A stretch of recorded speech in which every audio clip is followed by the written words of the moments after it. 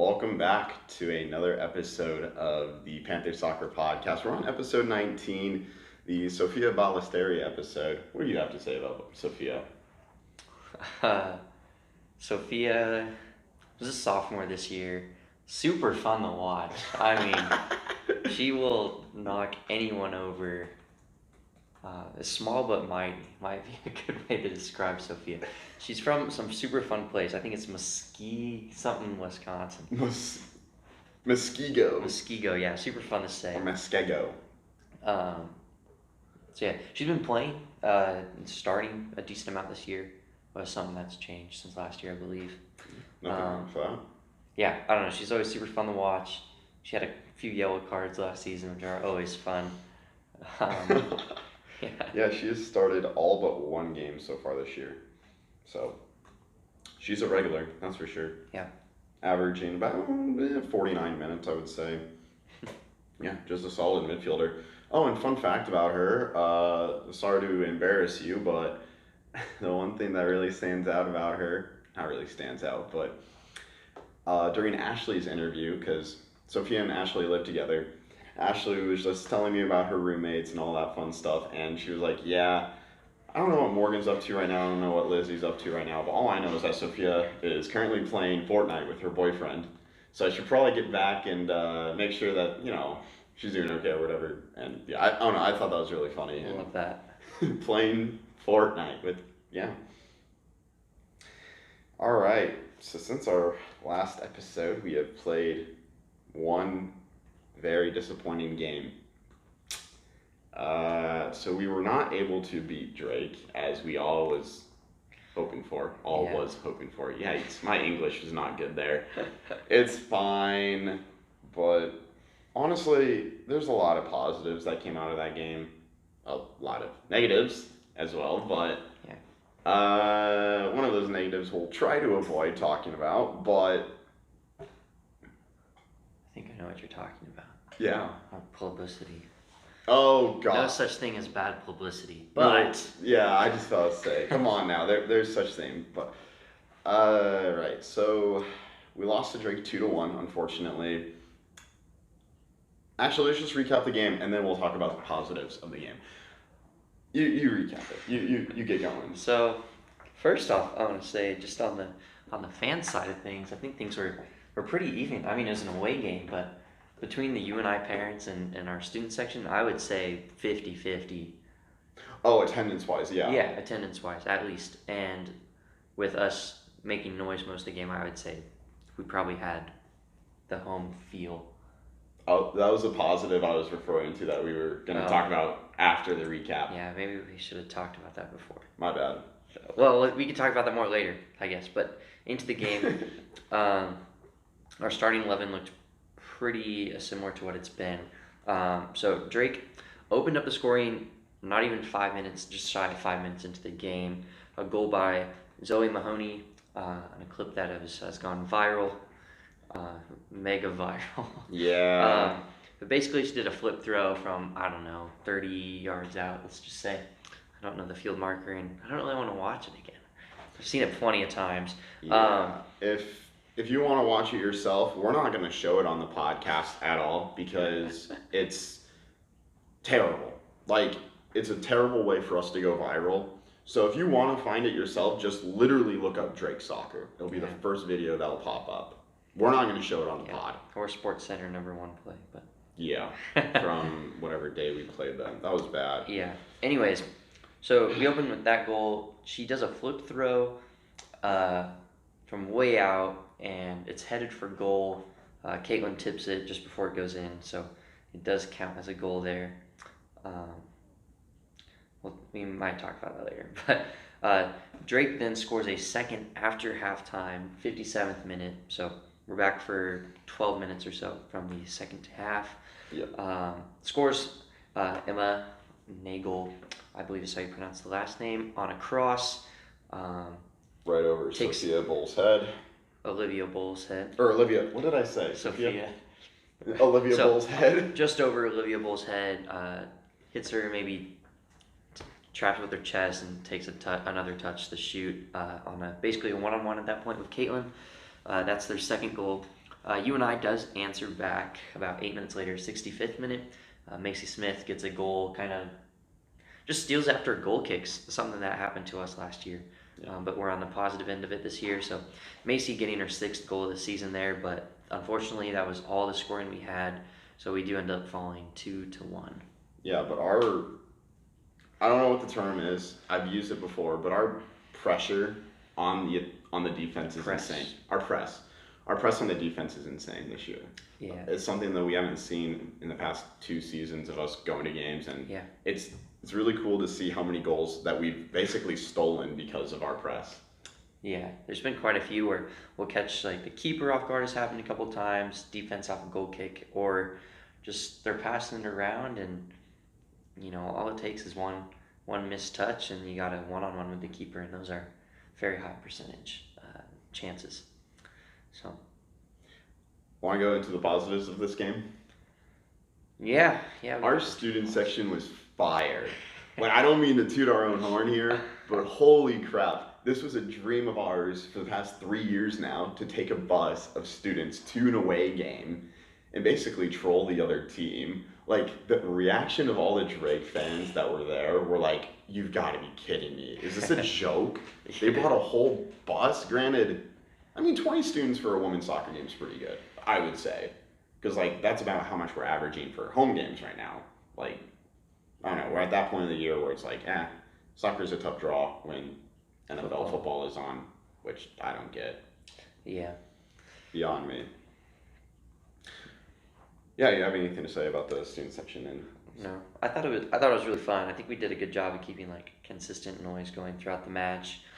I think importantly, we didn't really give up on our team. We actually had a stretch of I swear we were so close to scoring multiple times, last 10 minutes of the first half. Yep. I was hoping we could push our team to get a goal, but obviously we just get the one. But I felt like there were chunks of the game where we were the better team by far, and we had possession in the attacking third, close to getting a goal multiple times. I think Sydney Bursky, if I remember, had a super good shot to the corner that the keeper saved. And props to the keeper for that. She's a freshman, hung in the air for quite some time to save that one. What's her name? Addie Ford. Yeah. Out of Ankeny, I think. I couldn't tell you. I couldn't tell you either. Props to her. That was a really good save. So, yeah, I felt like we were the better team at times, but at other times, it felt like we were watching a little bit of last year's team. I think our midfield possession / ball retention was subpar, to put it. I was gonna say to put it nicely, but I think that subpar is actually it could have been worse. Yeah. But we definitely was not the level that we were playing at this season.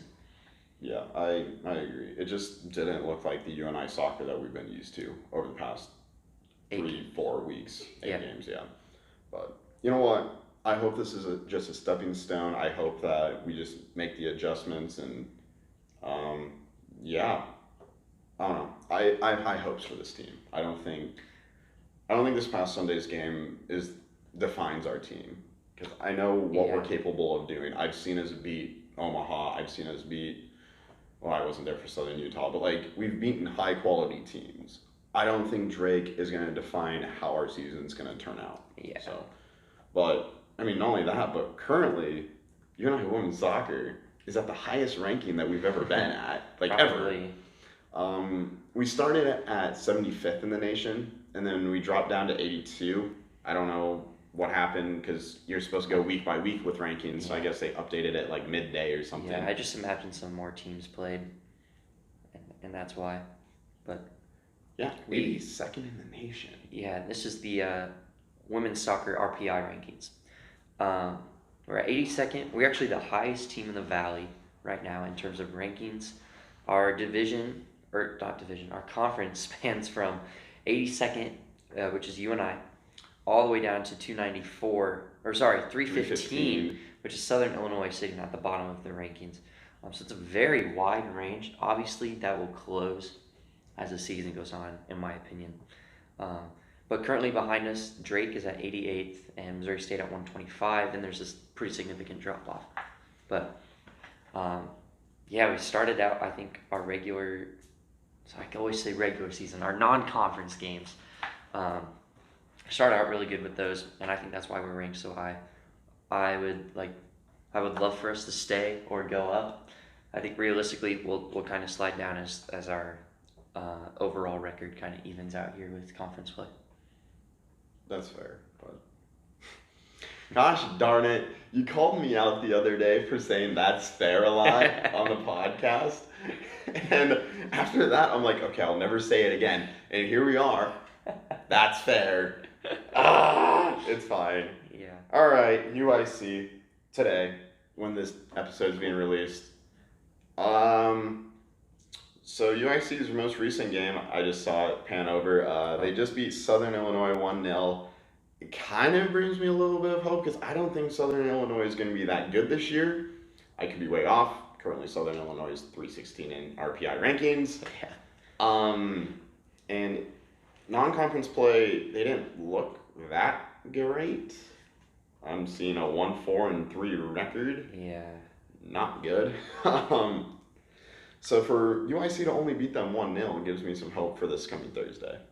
Because we all expected UIC to dominate everyone, but Yeah, it is interesting. I'm still trying to figure out who the best team in the conference is because our conference play was very weird. There were only 2 wins out of the 5 games. So Drake beat us, and then UIC beat Southern Illinois. Everyone else tied in some way, shape, or form. Or Valpo had their bye week. So that technically means UIC is sitting second in the conference currently after week 1 on goal differential to Drake. Goals scored it would be. yeah. But UIC, we have played them 3 times on record, but our preview article posted said we've played them twice. But we have 3 games in the record here on the website. So we played them. We've never beat this team. They have never beat us, technically. We've played them twice last season and once in 2015. So for all intents and purposes, let's call it 2 games. Yeah.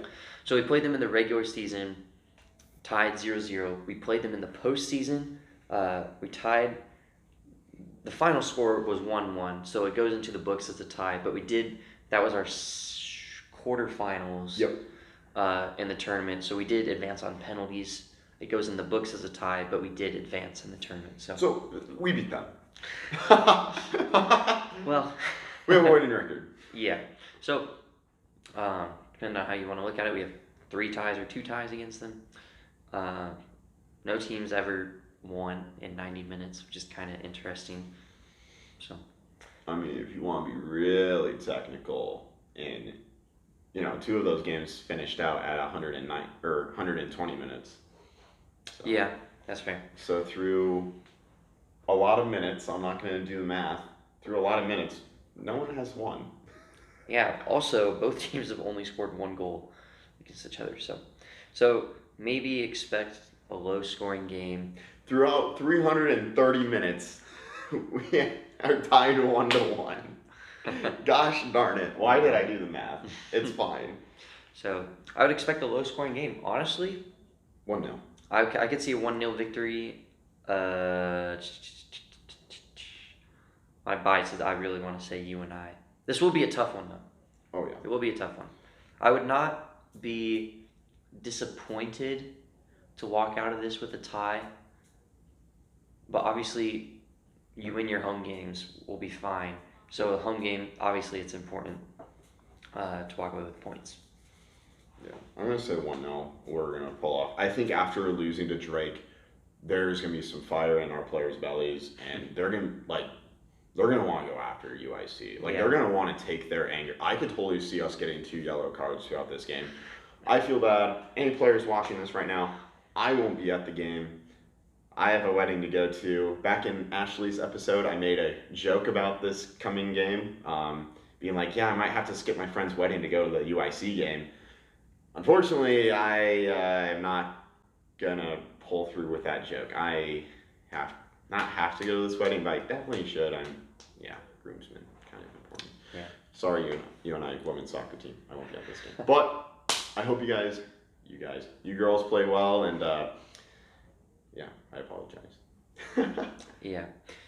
So I'm gonna go ahead and predict. I'm gonna predict a tie, 1-1, same as last time these two teams met. Wow. 420 minutes, 2-2. Yeah, I think that's another thing from Drake. We're averaging 3 goals a game, in our non-conference. So the score one at Drake was a little shocking. Not used to it this year. I don't know. We'll see how USC goes. They're definitely one of the better teams in our conference. They're supposed to place higher than us according to the preseason polls. But preseason polls don't matter anymore. Like, literally, I guarantee you, the people that made those polls, after they saw our undefeated non-conference play, I guarantee you someone threw a laptop. Like, bro, no shot. Someone had to have been fired from that. Like, you're telling me, like... Well, it's a coach's poll. Oh. Right? No. That preseason. Is it? The coaches, yeah, I'm 90% sure. I can't... Let me... Who cares? You're right, I think. Anyways, so that's our game on Thursday. Let's move on to our Sunday matchup versus Southern Illinois. Rivalry game. What? It's a rivalry game. Not a real one. Just for fun one between the student sections. I didn't know it was a rivalry game. Between the Dog Pound and the Panther Soccer Prowlers. So let's call it a informal rivalry. Yeah. So, Southern Illinois, historically, we have only played them 3 times. Once again, 2 times we won. Another one was a tie. The one last year was a tie. But we technically average 3 goals a game versus this team, even despite last year's 1-1 draw. They've never lost to this team. We're playing them at home. The team is ranked 315 in the RPI rankings and projected. Actually, they're currently dead last in the conference standings as well. So, easy game? No game in the conference is easy. I finally found a picture of their student section for UIC. Sorry, that wasn't important. I don't think you take any game lightly. Obviously, oh yeah, it's sports. You want to win, but I don't think we should overlook this game because it is Southern Illinois. I feel like I don't know where I'm going with this, but I can see us winning 2-0. I'm gonna up it. I'm gonna go 3-0 Okay. For my prediction. I think a defender scores though. I think Caroline off a cross in the corner, a corner set piece play.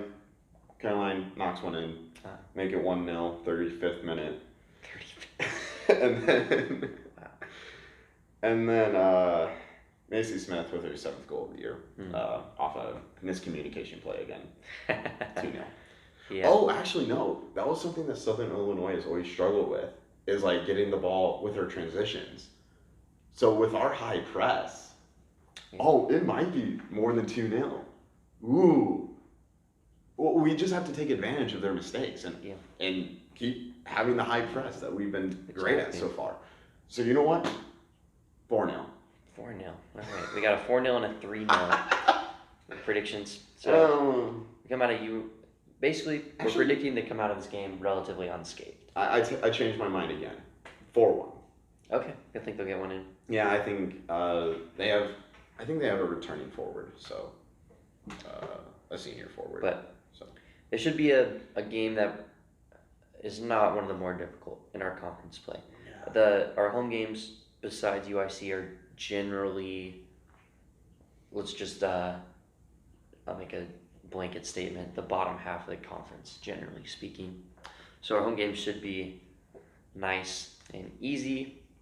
No game's easy. No game is easy. But quite literally, based off the projections, our 5 home games are against technically the worst 5 teams besides UIC. Yeah. Based off the projection, and then our away games are against the top 5 teams. It's crazy. It's a tough schedule I guess Murray State, but still. Or Belmont. Whoever's below us. Murray State Murray State. is on the road. Well, Belmont is too. Everyone's below us in the RPI ranking, so. We're number 1 in the conference. Yeah. Well, depends on how you look at it. We could talk about conference play. So, obviously, the first round of games is done in the conference. I'm just going to run through all the games real quick and give an update on the standings. First off, Valparaiso had their bye week / game, since our conference plays two games a week. So they had their bye game, I suppose. So they're sitting at 0-1-0 losses. Friday, the 15th, actually kicked off Valley play. Evansville tied Illinois State 1-1. Then we moved to Sunday. Illinois Chicago beat Southern Illinois 1-0. Drake beat UNI 2-1. Missouri State and Murray State tied 0-0. And Indiana State and Belmont tied 0-0. So that leaves our standings looking like Drake and UIC at first and second with their 2 wins. Southern Illinois and UNI technically the bottom 2, and everyone else in the middle of the pack with a lot of ties. With ties, and not to mention only one of those 3 games that tied had scores. So I think that's good news because the ties don't have a large goal scored with them. So it should be pretty easy to pass on goal differential or goals scored. Yeah. I suppose would be the stat usually. So that's the end of match day 1. Maybe I should refer to it as that match day 1, which leaves 9 more to go.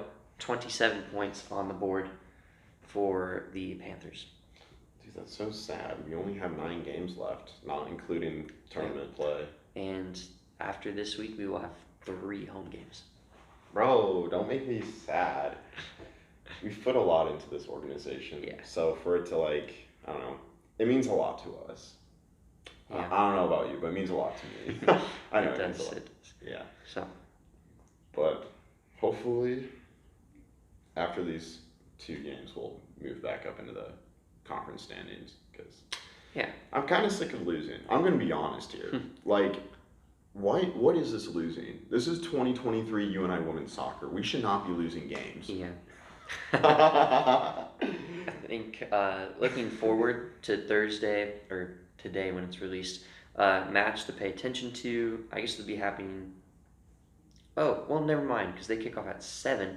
But Drake will play Southern Illinois Thursday night, so that could be a good one to compare for Sunday's game. I would pay attention to that one. Really no other notable games. Valpo plays Evansville, Missouri State plays Illinois State, so that's kind of top versus bottom. Sunday notable games, let's see. Drake UIC is going to be a good one. 2 people projected to score well, so no crazy matchups. Obviously, the standings haven't developed enough for us to give a definitive top versus bottom, but well, Drake and UIC are sitting 1 and 2 right now. They play on Sunday. That should be.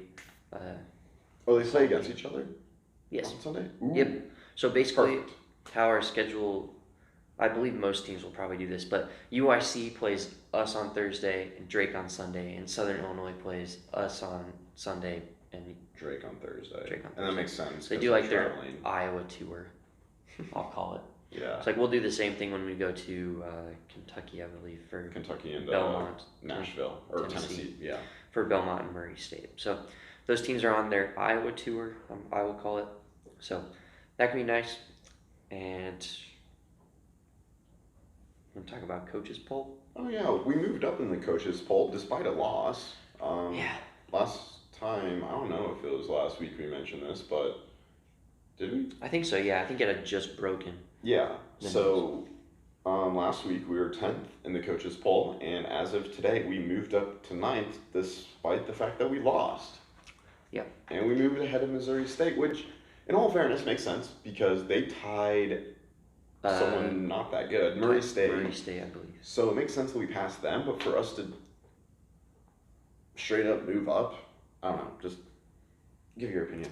My opinion doesn't make sense. No, I think it's very interesting. I wasn't expecting it at all. So it's our second week in a row ranked now, I guess you could say.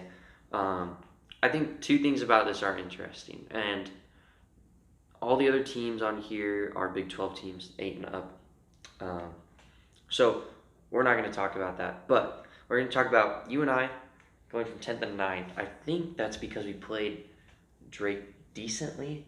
It's hard to say. Another hypothesis, obviously we don't follow the Big 12, but if someone else in the rankings like absolutely bombed a game and got blown out, that could be. I think the more interesting thing here is Missouri State dropping from 8th to 10th. They tied a game. They didn't even lose a game, and they dropped. We lost a game and we gained. I think that's interesting. Obviously, that 0-0 draw versus Murray State, not a good way for Missouri State to start the season. Obviously, projected winners are losing to an RPI ranking of 294. So, for reference, that's about 50 spots out from the worst team, is where Murray State is currently ranked. And a 0-0 draw to open up Valley play, not what you want for Missouri State. But I think that's why we moved up. I'm actually shocked. I'm happy about it, but it feels like a little undeserved in a sense because we lost. But hey, we're still gonna celebrate. Yeah, pop the champagne, boys. We're number 9 Yeah, in the Midwest region. Let's go. Yeah. I mean, in all fairness, this is the highest UNI Soccer has been in a long time. Definitely recent years. Yeah, like in our 3 years, like we've always been bottom feeders, essentially. Like even in the nation, like I'm pretty sure we finished 248th last year. Somewhere around there, yeah. So for us to be nationally known, nationally recognized, this is huge for UNI Soccer, and hopefully it goes up from here.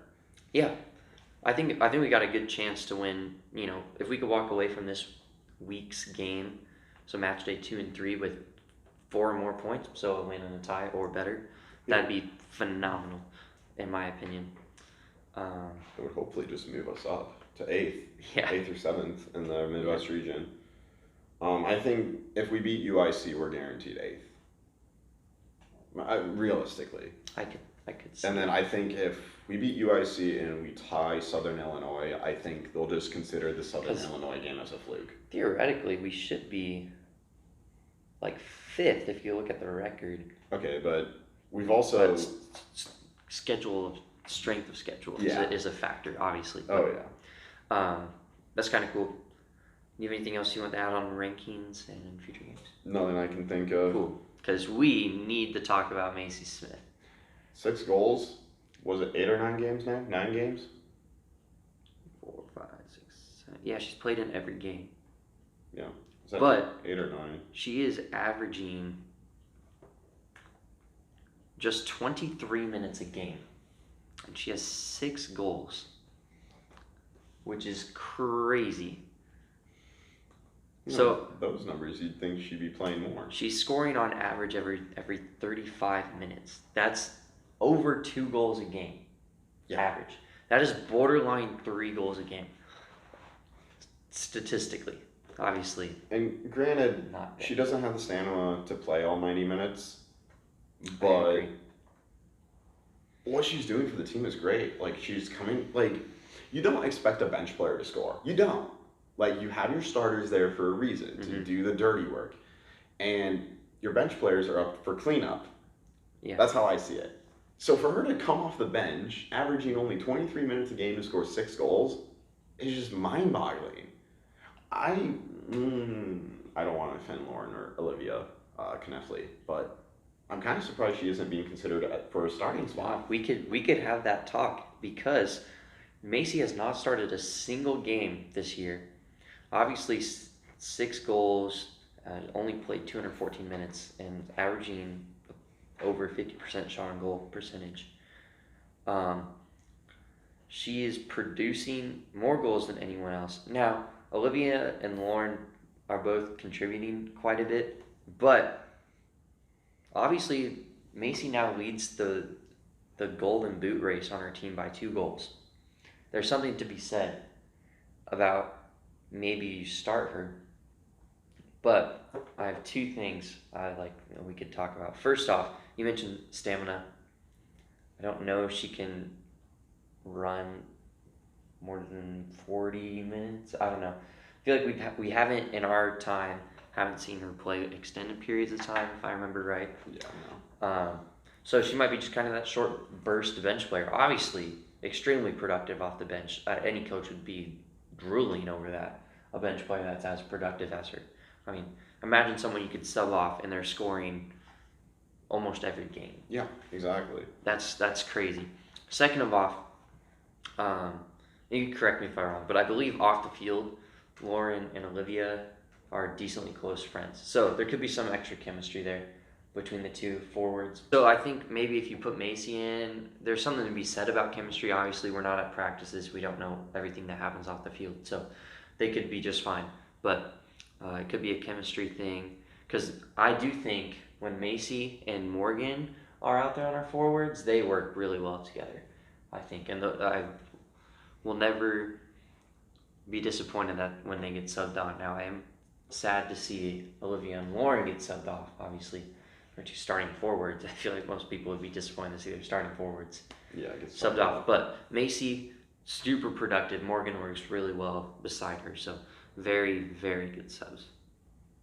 Yeah, Macy was a regular starter for a while. And then after the Valpo game last year, yeah, she lost her starting spot and missed, and then just straight up didn't play 3 conference games. Belmont, Drake, and I can't really tell what the third one is. Oh, Indiana State.